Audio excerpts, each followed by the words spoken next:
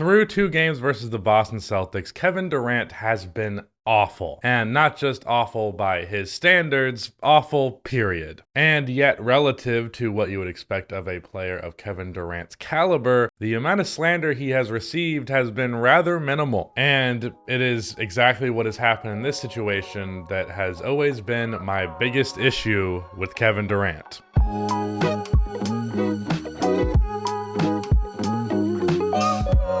Before I get on with this video, subscribe to this channel for nearly daily NBA playoff content, and subscribe to my second channel for definitely daily NBA playoff content. Over there, you're getting lower quality stuff, but I am covering all the bases, and over here, you are getting the really polished, high quality stuff. So go subscribe to this channel, go subscribe to that channel, as I'm trying to hit 100K over there by the end of the playoffs, and drop a like on this video. It only takes 1 second. It makes a massive difference in how this video performs. All of those actions would be much appreciated. As I mentioned in the intro, Kevin Durant has been awful versus the Celtics, but let's actually look at just how awful. Over these 2 games, he is averaging 25, 4, and 4, as well as 6 turnovers, and he is doing this shooting 31% from the field and 28% from 3, giving him a 48% true shooting percentage. What is the worst thing about all of this is that Kevin Durant's underperformance has not just been some cherry on top for the Celtics, it has been the catalyst in their success.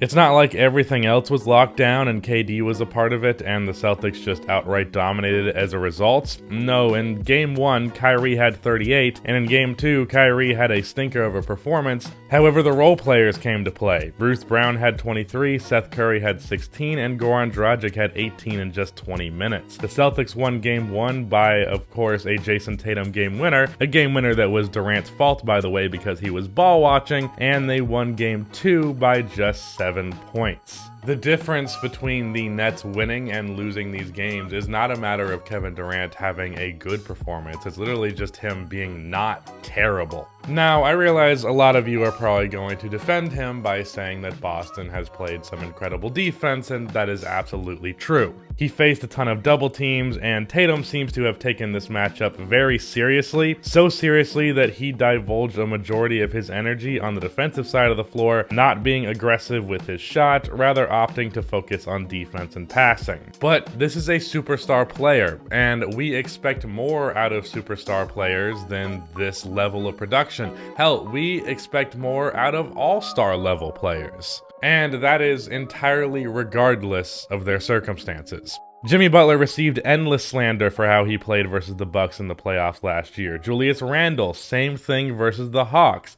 In both instances, especially in the case of Butler, the teams they played had an amazing defensive game plan in place to do everything in their power to shut them down. And those guys did not get passes or the benefit of the doubt whatsoever. Superstar players are expected to get hit and then recover, and even before they recover, they're gonna get some slander for even taking the hit in the first place. Now, this is actually where I start to get a little bit hypocritical, because I am always of the mindset that star players deserve less slander for their blunders. It's almost always too much, and one bad game or series is treated as though it paints the entire legacy of a player with a rich history or a rich future, and that shit is annoying to me.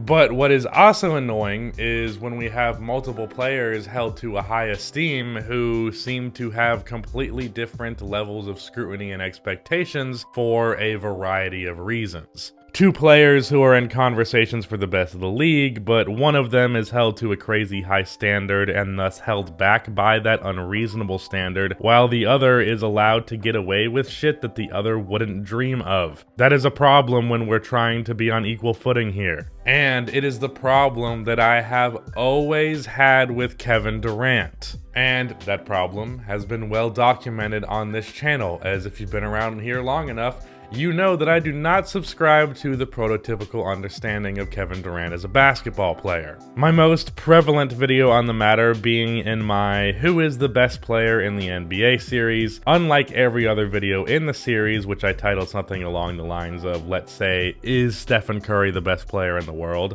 I instead titled this one, Why Kevin Durant Isn't, making my definitive opinion the actual title. The reason I felt it was necessary to title KD's video in this manner unlike everyone else is because for some reason, unlike any other player in the world, people who claim Kevin Durant to be the best in the league do not usually back up that opinion. If I told you that Jokic is the best player in the world, I have to back that up. If I said Embiid, if I said LeBron, if I said Steph Curry, if I said Giannis, you are expected to back that up given how much competition there truly is for the title of best in the world. But for some reason, when these conversations happen, when it is Kevin Durant who is claimed to be the best in the world, it is treated as though it is a no-brainer. Stephen A. Smith is the easiest example to point to. He constantly says KD is the best in the world and that it's not even debatable. And here's my problem with all of this. It is absolutely fucking debatable. I never see claims that Giannis is the best player in the league, no debate, or LeBron is the best player in the league, no debate. People understand it's a conversation involving a ton of players with where the league stands at the current moment, and yet Durant is this outlier where just the people who think it is him think it's obvious, and they don't have to participate in the conversation in the same way. And I think where this comes from is Kevin Durant is not held to the same level of scrutiny as other players as a basketball player. And the as a basketball player distinction is very important. We'll talk about that later. But as a basketball player, among the league's top 10 players, Kevin Durant's game is easily the least scrutinized. It's not even close as far as I'm concerned. When he has a bad performance, he does not get blamed for it, and that's assuming it's even acknowledged, and the weaknesses in his game are not picked apart and looked at critically. And that last part, actually picking apart each aspect of his game, is another thing that annoys me quite a bit, because Kevin Durant, outside of scoring the basketball, doesn't actually do anything at an elite level in the NBA. He has had times in his career where his all-around game was much more solidified than it is now, especially in Golden State, where he was the best he ever was on defense, arguably the best he was as a playmaker, and honestly, I'd say the best he was, period. But his all-around game, defense, passing, rebounding, intangibles, leadership, a sixth thing on the list, all of that has always been like C+ to B- level for the majority of his career. So what we have here is a great score with an okay to good all-around game. And what drives me crazy is that is an archetype of basketball player that is criticized all of the time. Sure, you can score, but what can you do outside of it? There is no player I can describe in NBA history who you could easily say is only elite at scoring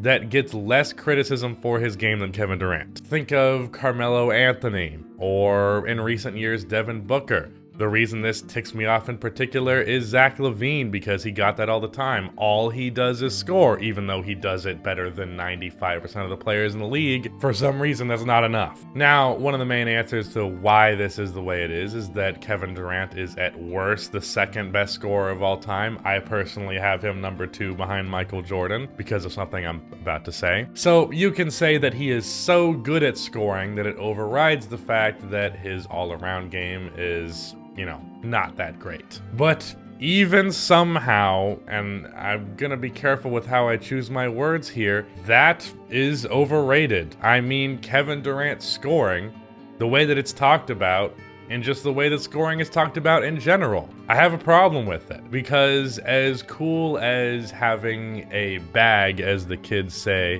what's most important is production and efficiency, and then once you're kind of around the same ballpark there, you're just splitting hairs. Looking at the best players in the league race, if there are multiple players who score and produce a similar amount of points to Kevin Durant on a similar level of efficiency, at that point, the difference in them as scorers is really not that important, and by comparison to the difference of their all-around games, it is certainly negligible. Take Giannis, Jokic, and Embiid versus Kevin Durant, for example. Looking at their 2022 seasons, points. KD averaged 29.9 points on 63% true shooting. Embiid averaged 30.6 points on 62% true shooting. Jokic averaged 27.1 points on 66% true shooting. And Giannis also averaged 29.9 on 63% true shooting. KD and Giannis averaged literally the same points on the same efficiency.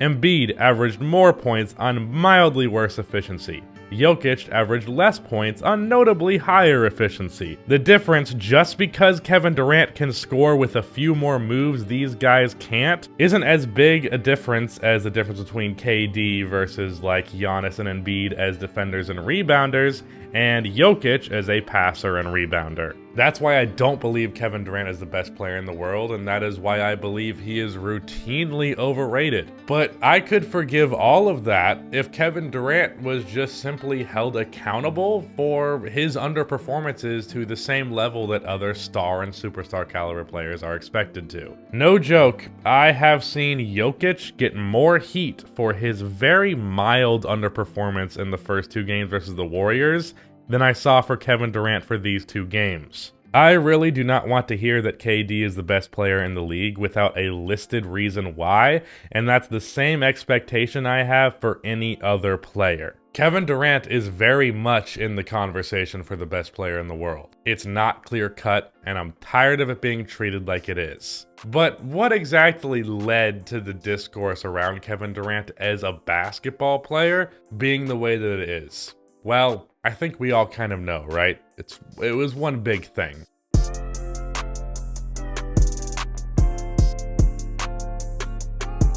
Ever since Kevin Durant has joined the Warriors, every single conversation around him that has been negative has been pretty much about that decision and his subsequent decision to go to the Brooklyn Nets, as well as some other off-the-court comments because Durant is a rather colorful character. To put it simply, the off-the-court drama with Kevin Durant has been so overwhelming that he has become one of the most hated players in all of basketball and really all of sports. And I personally think Durant gets way too much flack for these decisions and his comments. I actually love Durant as a personality. I think he has one of the best accounts on Twitter, and while I was mad at the Warriors' decision at the time, I think most mature people have gotten well over it. But with the Warriors' decision, it was all about how unfair it was a player as good as Kevin Durant was with the Dubs, and then the Dubs were basically perfect, and him joining them made them perfect. So in the public's eye, as a basketball player, he became perfect. It certainly helps that Steph and the Warriors helped mold Durant into the best version of himself to pair with that image. So when you add all of that up, Kevin Durant is a perfect player who made a decision that we all don't like, but you know, fuck him for that decision. Nothing bad about him as a player. But no, Kevin Durant is not a perfect player because no one is. And he's proving that in Boston. He proved it when he went 0 for 6 in overtime versus the Bucks in Game 7, which again, no one talks about, just further proving my point. And he proved it in the 2016 Conference Finals versus the Warriors, just for that all-time 3-1 lead blowing underperformance to go under the radar because he quickly made a decision after that that distracted everyone from that blunder. Kevin Durant became so controversial and so hated off of the court that it made his game impervious to criticism because we were busy criticizing everything else. Son of a bitch. Alright, my card is full right as I was making a point, so that's great. KD has managed to be so controversial off of the court that it made his on-the-court ability impervious to criticism, and so long as we are relentlessly scrutinizing superstars for having mildly bad performances, that shit needs to balance out, it needs to be applicable to everyone, and it needs to be more consistent. Shout out to Rudy for editing this video, but that is the end of this video. Please be sure to like and subscribe for more NBA content like this, and cue the outro music.